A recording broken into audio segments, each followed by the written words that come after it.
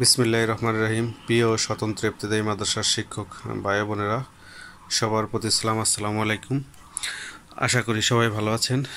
আজকে কয়েকটা বিষয় নিয়ে কথা বলবো। তার ভিতরে প্রথমত যেটা হচ্ছে কেন এত তথ্য প্রেরণ, এবং গতকালকের আনসারি ভাইয়ের একটা পোস্ট যে অনুদানবিহীনদের জন্য মিনিস্ট্রি অডিট। তো এই প্রথমে যেটা বলবো, 1519টা বিষয়ের তথ্য বারবার এর আগে মাদ্রাসা বিষয়ে কেন তো তথ্য প্রেরণ করতে হয়। তথ্য দিতে গেলে এখন বর্তমানে উপজেলা থেকেও বলে যে এরকম অনেক তথ্য দিয়েছি। তারা হাস্যকর একটা জিনিস ভাবে যে স্বতন্ত্র ইবতেদায়ী মাদ্রাসা শুধু তথ্যই নেবে, কিন্তু এদের বিল বাতাতে হবে না। অনেক উপজেলা থেকে তথ্য দেয়ও নাই। যে এর আগে যে পুনর্কর্মী দিবসের ভিতরে একটা তথ্য দেওয়ার কথা ছিল যে কত প্রতিষ্ঠান আছে অনুদানবিহীন এবং অনুদান প্রাপ্ত, কোডবিহীন, কোড প্রাপ্ত, শুধু তথ্যই নেয়। এখন আবার 1519টা একটা তথ্য নিয়েছিল এর আগে, এখন আবার এই 15 তারিখ লাস্ট ডেট দিয়েছে, আজকে লাস্ট ডেট। তো এই জাতীয় তথ্য নেওয়াতে এখন উপজেলা থেকে বা মাধ্যমিক থেকে বা অনেক উপজেলা থেকে জিনিসটা হাস্যকর হিসাবে নেয় বা আমাদের উপেক্ষা করার চেষ্টা করে যে আবার নেবে তথ্য। তো এটা কার কারণে নেয়, কে বা চায় বা কী কারণে এই তথ্য নেয়। আর বেশি বিতর্কিত হয়েছে কালকে আনসারের একটা পোস্টে যে অনুদানবিহীনের জন্য মিনিস্ট্রি অডিট হবে। তো এটা কতটুকু সত্য সেটা বলেই এখন কথা হচ্ছে যে কেন তথ্য নেয়। এখানে কিন্তু তথ্য চাইছে যে 1519টা তথ্য নিতে চাইছে। তো এত তথ্য কেন? প্রতিষ্ঠান কি বাড়বে? তো এরকম তথ্য তো নেওয়া যেতে পারতো যে এমপিও করণের লক্ষ্যে তথ্য প্রেরণ। এমপিও যারা তথ্য দেবে তাদেরই শুধু এমপিও বা ওই এমপিও পাতায় তাদের ইন্ডেক্স আছে, এমপিও স্কেলে আসবে। তাহলে তার নিজ গরজে তথ্য দিত বা উপজেলা থেকে গুরুত্বটা, এরকম তো তথ্য দেওয়া যেতে পারতো না। এরকম তথ্য যে যাদের এই সত্য ফিল আপ করে তারা তথ্য পাঠাবে। তো যেই এমপিও নিমিত্তে বা এমপিও করণের লক্ষ্যে যে তথ্যটা পাঠানো দরকার সেই তথ্য একবার লিখে দিত, তাই বুঝতাম যে স্বতন্ত্র ইবতেদায়ী মাদ্রাসা অন্তত 1519টা এমপিও করানো হচ্ছে। তথ্য যে সবার একটা আগ্রহ বাড়তো বা তাদের যে সত্য অনুযায়ী দিত সেই সত্য অনুযায়ী তারা তথ্য প্রেরণ করতো। যে জমি আছে নাকি, খাজনা আছে নাকি, শিক্ষার্থী আছে নাকি, রেজাল্ট আছে নাকি, এগুলো দিতে পারতো। তাহলে তো বোঝা যেত যে যোগ্য প্রতিষ্ঠানগুলো যাইতো বা যাদের অ্যাবিলিটি আছে তারা। এটা না বলে শুধু অনুদানভুক্ত শিক্ষক আছে, নিয়োগদান, এটা দিয়ে একটা ফর্ম দিয়ে তথ্য পেরে দিল। এটা আদৌ কতটুকু কাজ হবে বা কেমন কাজ হচ্ছে, কিসের তথ্য, এইটা তো আমাদের আসলে বোধগম্য না। যারা সরকার পরিচালনা করে তাদের তো অনেক জ্ঞান আছে। আর কোন নেতার কথা মতো খালি তথ্যই চাওয়া হয়, শুধু তথ্যই দেন।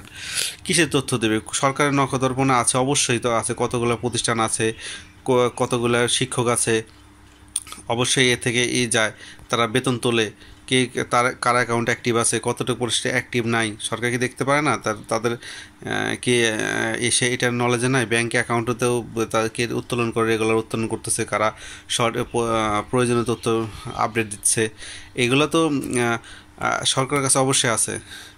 এখন এখন একটা ক্যাটাগরি করছে যে অনুদানভুক্ত, অনুদানবিহীন, কোডবিহীন। এটাকে যদি এরকম সরকার দিত একবারে যে এমপি করানোর লক্ষ্যে এই ক্যাটাগরিতে যেসব প্রতিষ্ঠান পড়বে সেগুলো নিয়ে নেবে, তখন কোডভুক্ত আর কোডবিহীন, অনুদানভুক্ত আর অনুদানবিহীন এরকম আসতো না, যোগ্য প্রতিষ্ঠানগুলো যেত।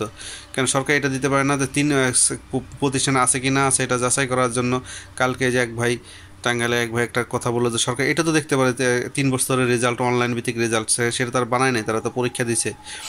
তো এইটা যদি হয়, এরকম যদি করতো তাহলে তো প্রতিষ্ঠানগুলো আসতো যে আপনার রেজাল্ট দেখেন, পরীক্ষা দেওয়া হয়েছে, তাদের রেজাল্ট দেখেন, তো ওই প্রতিষ্ঠানের নামে পরীক্ষা দেওয়া হয়েছে, অনলাইন ভিত্তিক রেজাল্ট পেয়েছে যে রেজাল্টগুলো, সেগুলো দেখলে তো হয়।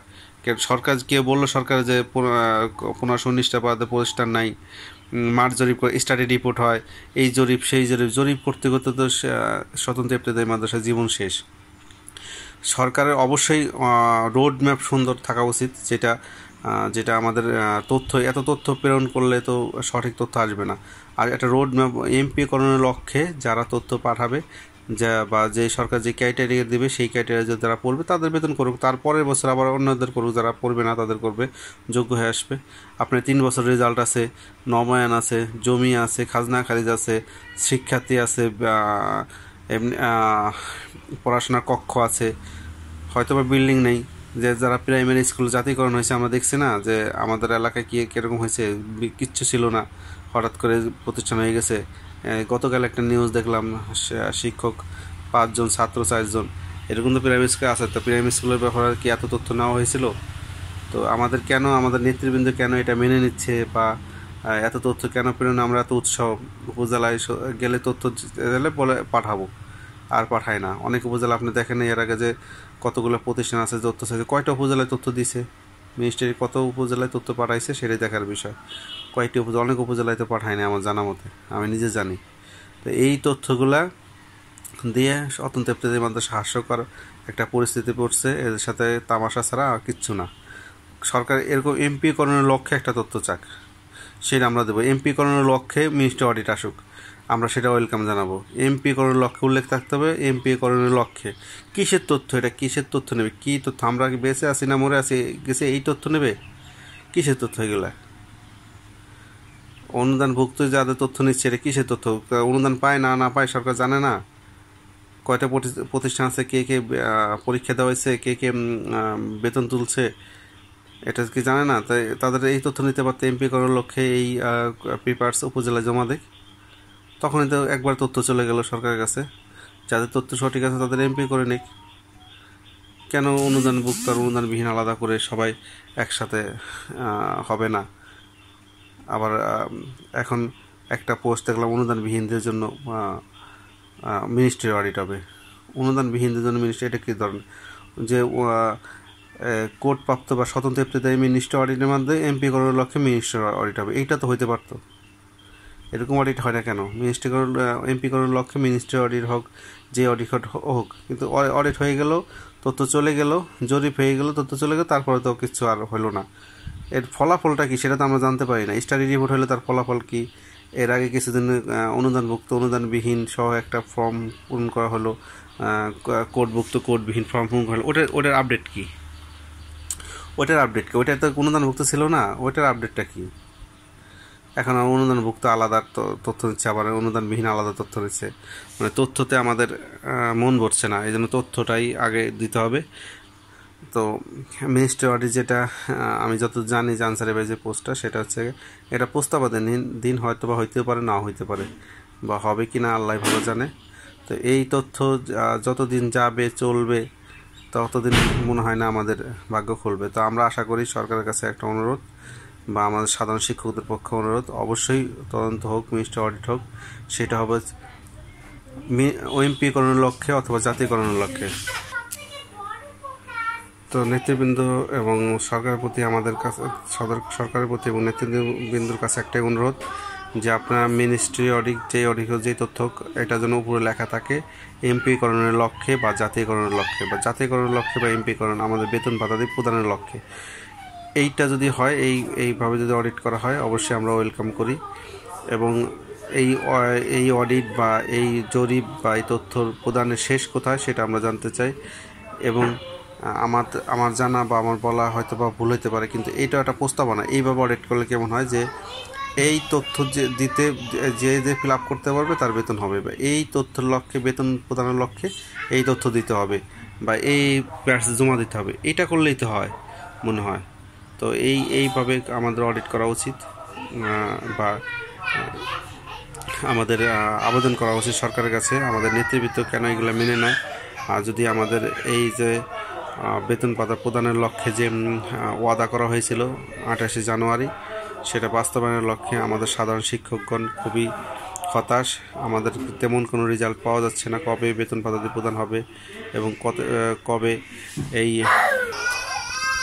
সরকারের প্রতি একটা অনুরোধ, যে আমাদের স্বতন্ত্র ইফতেদায়ী মাদ্রাসা যেন তামাশার পাত্র না হয় এবং সাধারণ শিক্ষকরা যেন হতাশ না হয়। সরকার অতি দ্রুত আমাদের দাবি মেনে নিয়ে এবং সরকারের ওয়াদা বাস্তবায়নের লক্ষ্যে কাজ করবে।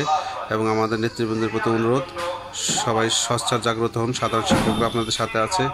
সাধারণ শিক্ষকরা যারা আছে তারা হতাশ হয়ে পড়েছে, এই তথ্য দিতে দিতে বিভ্রান্তিমূলক অনেক কথা বলে। এই জন্য নিরসনের লক্ষ্যে সঠিক একটা রোডম্যাপ যেন আমাদের সরকারের পক্ষ থেকে পাই। এইভাবে এই পদক্ষেপের মাধ্যমে বেতন ভাতা দিয়ে পাবে। স্বতন্ত্র ইবতেদায়ী মাদ্রাসা সুনির্দিষ্ট একটা রোডম্যাপ লক্ষ্য চাই। সুনির্দিষ্ট একটা দিক নির্দেশ না পাইলে স্বতন্ত্র ইবতেদায়ী মাদ্রাসা শিক্ষকগণ তাদের এই হতাশা দুর্দশা থেকে হয়তো একটু পরিত্রাণ পাবে তাদের এই প্রশান্তির জন্য।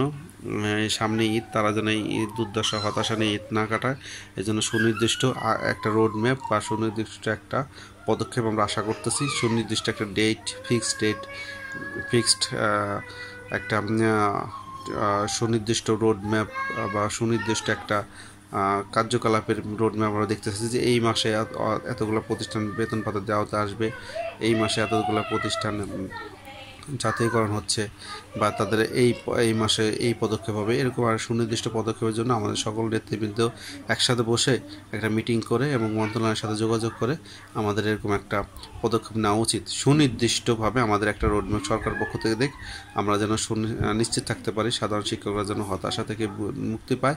এই জন্য আমাদের সুনির্দিষ্ট একটা রোডম্যাপের জন্য সকল সংগঠন ঐক্যবদ্ধ হয়ে বৃহত্তর একটা পদক্ষেপ নেওয়া অতি জরুরি মনে করছি। কারণ সাধারণ শিক্ষকদের মনে আমাদের প্রতি, নেতৃবৃন্দের প্রতি একটা ক্ষোভ জাগ্রত হয়েছে। এই জন্য এই ক্ষোভ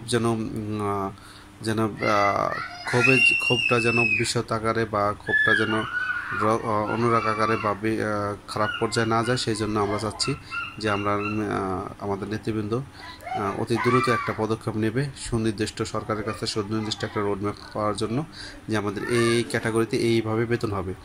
অনির্দিষ্ট কোনো তথ্য দিয়ে বা অনির্দিষ্ট কোনো অডিট হয়ে যেন আমরা হতাশার ভিতর না পড়ে এর রেজাল্ট আমরা পাই না। এর আগে একটা তথ্য গেল যে কোডভুক্ত কোডবিহীন, অনুদানবিহীন একটা তথ্য গেল, ওটার রেজাল্ট কি? এখন আবার অনুদানভুক্ত একটা তথ্য যাচ্ছে, অনুদানবিহীনের তো অডিট হবে। এটা সুনির্দিষ্ট কোনো তথ্য আমাদের কাছে নাই, যেহেতু আর সুনির্দিষ্টভাবে আমরা কিছু বলতে পারতেছি না। সরকারের পক্ষ থেকে কেন তথ্য প্রদান, এই তথ্যের ফলাফল কি, সেটা জেনে আমরা যেন আমাদের এই অডিট হয়, তথ্য দেওয়া হয়। এই জন্য আমাদের বিস্তারিত আমাদের নেতৃবৃন্দ সহ সরকারের কাছে আমরা আবেদন জানাবো সুনির্দিষ্ট একটা রোড ম্যাপ আমাদের স্বতন্ত্র ইবতেদায়ী মাদ্রাসা যেন দেওয়া হয়। ধন্যবাদ সবাইকে। আসসালামু আলাইকুম।